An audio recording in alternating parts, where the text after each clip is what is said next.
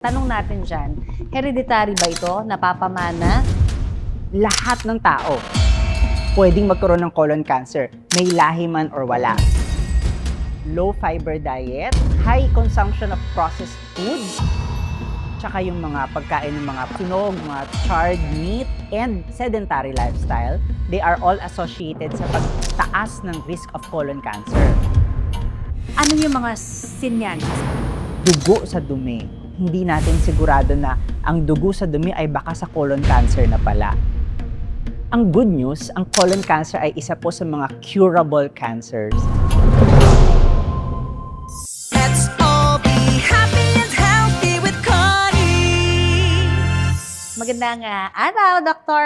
Pao. Hi. Magandang araw Oo. din, Miss Connie. I'm so glad to be here. Ako din, ako talaga alam kong busy-busy kayo at marami kayong mga kailangan na i-share about, syempre, colorectal awareness sa month. Ngayon, yung cancer na ito, sinasabing third in the world, no? Na uri ng cancer na talaga kailangan nating malaman more about. Ano ba ito? Ang colorectal cancer, long story short, ito ay bukol na cancerous sa bituka, no? So mahaba kasing bituka natin. Any cancer sa bituka ay colorectal cancer. Ngayon, ang colorectal cancer, we are being advocates of colorectal cancer kasi preventable po ito eh. Okay. Ang colorectal cancer nagsisimula ito bilang polyp. No? Okay. So ang polyp, ito yung mga maliliit na bukol sa bituka. Ngayon, yung polyp, pag yan ay nahuli na ng gastroenterologist through colonoscopy, pwedeng tanggalin. At pag natanggal ang polyp, hindi na magiging colon cancer. Ang galing. So talagang ang key dito, yung maging maagap, no? Yes, that's right. Tuwing kailan, at anong age ba kailangan magpa-colonoscopy? Okay. So yung screening colonoscopy, ibig sabihin po ng screening colonoscopy ay wala talagang nararamdaman at magpapascreen ka lang talaga for colon cancer. Ang mga international guidelines po ngayon nagsistart at 50 years old. Oh. Yes. Although ngayon nagkakaroon po ng mga bagong studies na nagpo-push na gawing 45 years old kasi pabata na ng pabata ang mga patients na may colon cancer. Di ba? May sikat pang PBA player. Yes. Nagkaroon ng colon cancer at an early age. So pabata po talaga ng pabata. Oo. So, pero as of now, 50 years old po ang ating age. Oh, pero siguro kung predisposed, ibig sabihin kung may lahi ba kayo, mas maaga dapat. Yes, especially if you have a first-degree relative na may colon cancer. Nanay, tatay, kapatid na may colon cancer, dapat lahat po kayo sa pamilya ay mas-screen. Okay, so tanong natin dyan, hereditary ba ito? Napapamana? O talaga may causes din na ginagawa tayo sa ating lifestyle? So, ang colon cancer, lahat ng tao pwedeng magkaroon ng colon cancer, may lahi man or wala. Okay. Pero, kung ikaw ay may lahi, especially kung first-degree relative, ay mas mataas ang risk mo ng colon cancer compared to the usual population. Oo. So, ang common na advice po namin is, kunyari, may patient na na-diagnose ng colon cancer, hahanapin namin lahat ng anak, kapatid, and we urge all of them to have a colon cancer screening. Okay, yung colon cancer screening na ito, nagsisimula siya, sabi nyo nga, lalaki ba, babae ang mas magkakaroon nitong madalas? O pagsapit ng 50, babae, lalaki, pa-screen na? So, wala pong gender predisposition ang colon cancer. Pero may age predisposition. The older we get, the higher our risk for colon cancer. Kaya pag tinatanong po ang mga gastroenterologists, ano ba ang number one risk factor for colon cancer? Age. So sa pagtanda, Age. oo. Yes, opo. Pero ano bang magiging, kumbaga, cost talaga? Lifestyle ba to? Pwede mo rin makuha sa, ano ba yan, paninigarilyo? Ano bang pwedeng lifestyle natin na pwedeng ginagawa na pala natin tapos maaari palang magkaroon tayo nito? Okay, so sa mga pag-aaral, ang low fiber diet, high consumption of processed food, Ayun. tsaka yung mga pagkain ng mga parang mga sunog, mga charred meat, and sedentary lifestyle, they are all associated sa pagtaas ng risk of colon cancer. I see. But however, of course, we do tell everyone na kahit po healthy living, nag-exercise, bata, lahat po ay pwede pa rin magkaroon ng colon cancer. Pero kung tayo po ay may pangit na lifestyle, mas mataas ang risk. Okay. So yung mga madalas mga delata, Yes. yung mga kumakain ng noodles, ay naku paano yan? Yan ang parang staple na, ang parati nakikita natin ngayon sa pagkainan ng mga ordinaryong Pilipino. So iwas talaga diyan, ano? Siyempre, as much as possible lang naman, no? Kung hindi naman, kunyari, nakakain ka ng isa, ay increased risk ka na Oo. kagad. Pero siguro kung parang halos araw-araw, puro Oo. yun na lang kinakain natin, ay talagang dapat mag-ingat po tayo. O yun, mga magulang din, ano, panawagan natin. Kasi syempre, yung mga bata, kung ano lang hinahain natin, yun ang kakainin nila, no? And of course, lifestyle kasi yan. So baka pagdating nila a certain age, yun ang akala nilang kakainin lang nila, no? So, yun lang yung familiar sila with. So, Doc Pao, parang ito naman ang ating gusto mangyari na malaman at magabayan. Ano yung mga senyales? Meron ba yung pain? Unang-una, meron ba yan na, let's say, bloating sa particular part ng tiyan natin? Okay, so pagdating sa simptomas ng colon cancer, una is kailangan malaman natin na may colon cancer na walang nararamdaman or Oh. asymptomatic. Oo. Pero kung naghahanap lang naman tayo ng simptomas, may mga tinatawag kaming red flag signs. Kasama na dito ang pangangayayat, Mhm. tapos nahihirapang dumumi. Yung bang dati naman regular pagdumi mo, tapos biglang isang araw, ba't parang laging hirap akong dumumi? Pangatlo ay hindi mai-explain na diarrhea. Oh. No, nagtatae, parang ba't ganun? Ba't paulit-ulit, pabalik-balik, no? Isa pa ay dugo sa dumi. Okay. Of course, sa mga medyo bata-bata, most common na sanhi ng dugo sa dumi ay almoranas. Pero not unless makita kayo ng doktor at ma-check up kayo, hindi natin sigurado na ang dugo sa dumi ay baka sa colon cancer na pala. Oo. So, mabuti na rin talaga yung maagap tayo, di ba? Yes. Okay, you mentioned dugo sa dumi. Maraming mga ibang cases like ulcers din, pwede rin yan, ano? Pero ano ba ang ating gagawin? Kapag tayo ho ay nagpa-colon cancer, maraming natatakot na magpagawa nito. Can you guide them para ho hindi na sila matakot? Ano ba yung mga pagdadaanan nila ng mga screening tests? Okay, so marami actually screening test for colon cancer. Nandiyan yung stool test or yung FOBT-FIT, CT scan of the abdomen, at yung pinaka-importante ay colonoscopy. However, ang problema po kasi namin sa FOBT, FIT at sa CT scan, Oo. kapag normal itong mga test na to, it doesn't mean na wala kang colon cancer. Ganun ba? Pero kung positive po sila, mas malaki yung chance na meron ka. Oo. So at the end of the day, ang best pa rin po talaga ay colonoscopy. Okay. So, sa colonoscopy, marami pong natatakot. Ano ba talaga itong colonoscopy kasi na to? may ipapasok daw sa puwet, Yes. di ba? So, ang una po kailangan nyo malaman ay safety, di ba? Tinatanong, may complications ba yan? Siyempre, yung procedure on its own, may mga possible complications, pero very, very rare. Actually, kunyari, ako personally, hindi pa ako nagkaka-complication sa colonoscopy, pero most of the complications are anesthesia-related. Oh. So, kung bata ka pa at wala ka namang ibang sakit, it's very, very safe. Pero the older we grow, ang kailangan lang naman is makapagpa-check up tayo sa cardiologist. Mm-mm. Di ba, yung pag nagpapa-opera, cardiology clearance, Oo, yan. If the cardiologist will tell us, ng mga gastroenterologists na, it is safe to do the colonoscopy, then it is safe. Okay. No? And then, after nyan, kapag sure na nating safe yung procedure, the day before the procedure, pupurgahin lang sila. Paano pupurgahin, Doc? Bibigyan po kayo ng maraming pampadumi. So, makikleanse ang inyong bituka from all the stool para po pag sumilip kami, hindi naman puro stool yung makita, Oo. bituka yung makita. And then, on the day of the procedure, syempre, ipe-prepare po kayo, papatulugin bago ang procedure. So, the whole procedure is painless. Ayan. So, huwag na tayo matakot. Plus, sabi nila, ang colonoscopy ay napakabilis lang.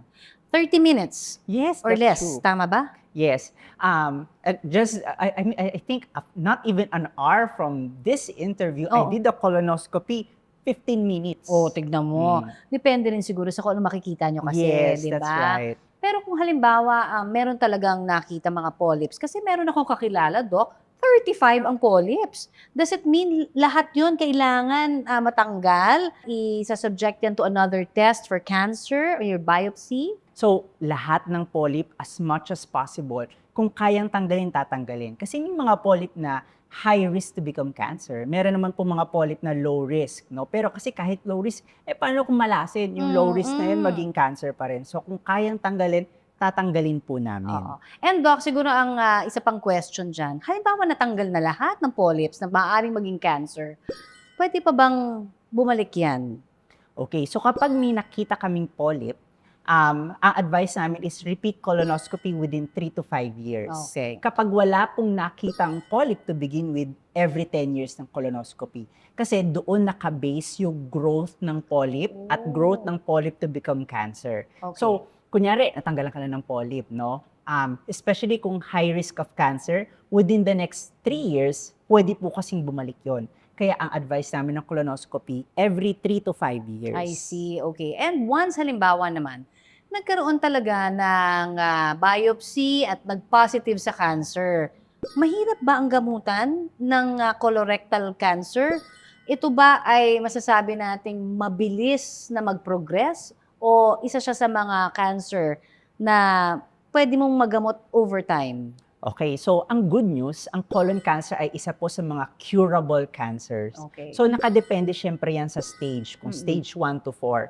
Kung stage 4, yun yung, di ba, malala, kumakalat. Oo. Syempre pag stage 4, hindi na namin masyado binibigyan ng hope. I mean, sinasabihan na natin, no? Oo. Pero kapag stage 1 hanggang stage 3, ito po ay curable pa O rin. yun. When we mean by curable, as in magiging cancer-free at ang survivability ay more than 10 years. Basta ma-achieve na rin yung cancer cure. So, nagre-range po yan sa number 1. Kung stage 1 or stage 2, tinatanggal lang yung bahagi ng bituka na may cancer. And then kapag stage 3 pataas, usually nagki-chemotherapy din, no?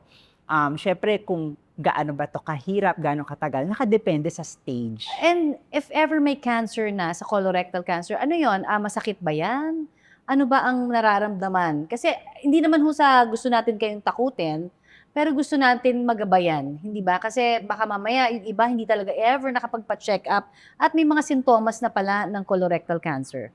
Okay, so yung pain usually ng colon cancer, kapag sobrang lala, dun lang nila yan mararamdaman, Oo, no? oo. So, magsisimula yan usually sa pangangayayat, dugo sa dumi, constipation at diarrhea. Medyo nasa huling part pa yung pain. At saka yung may nakakapana silang bukol sa tiyan.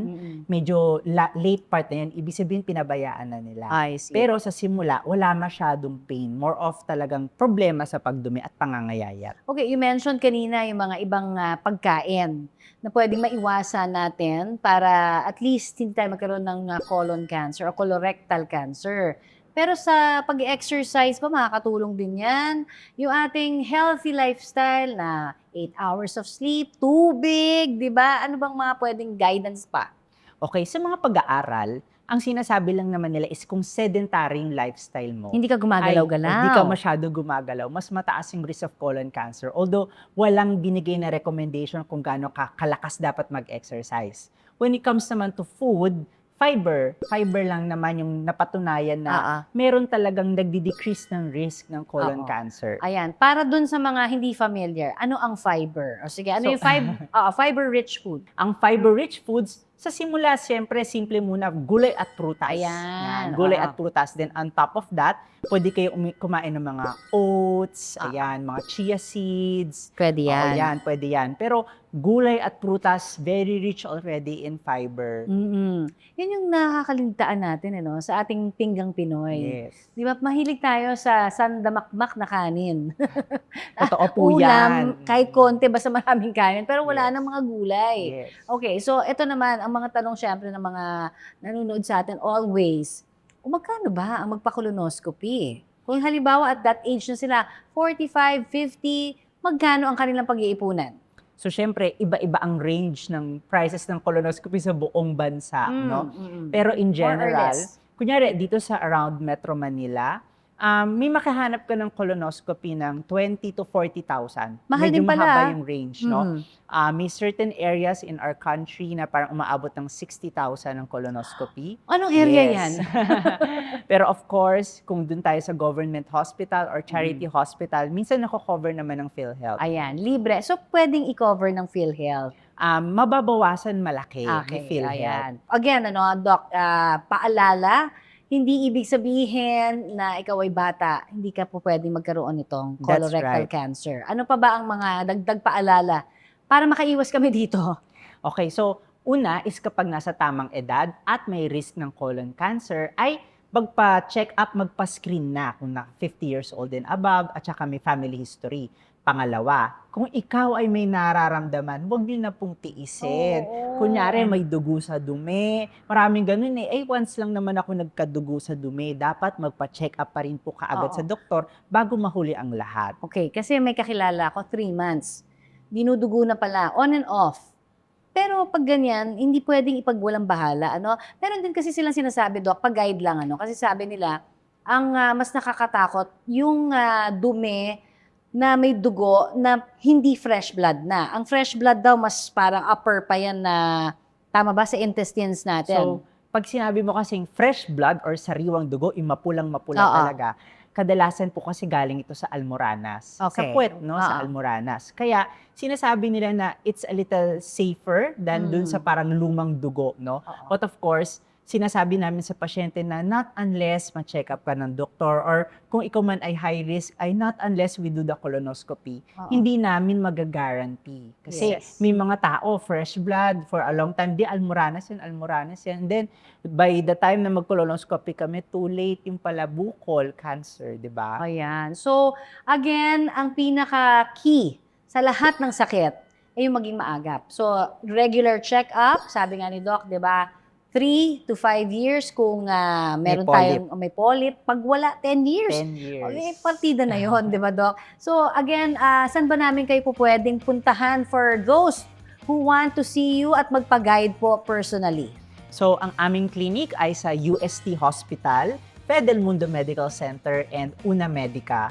And our Facebook page, no? So we do have our Facebook page, Dr. Paulo Di Mapelis, Adult Gastroenterologist. We also have our Instagram and TikTok page. Ayan, hanapin nyo na si Doc Paulo De Mapelis, ang ating gastroenterologist. Thank you so much. Ang dami namin natutunan and hopefully, this Colorectal Cancer Awareness Month, marami tayong masalbang buhay, di ba? Dahil sa ating interview na ito. Thank you, Doc. Thank you din, Miss Connie. Ayan. Ayan po naman si Dr. Paulo De Mapelis, ang ating gastroenterologist. At syempre, tayo ho ay magpapaalala sa inyo. Kung kayo ho ay gusto magpa-check up kay Dr. Paulo De Mapelis, ito po ang kanyang mga detalye. Tandaan, ang susi sa pagkakaroon po ng magandang kalusugan ay syempre pagiging maagap natin. So, wag po tayong matakot na magpa-check up regularly sa ating mga pinagkakatiwalaang doktor. And of course, yan din po ang key. Of course, para tayo lagi maging happy and healthy. Until our next episode dito po sa Happy and Healthy with Connie, tune in na lang po kayo sa amin dito po sa ating YouTube channel. Stay healthy and happy and don't forget to like, share, and subscribe.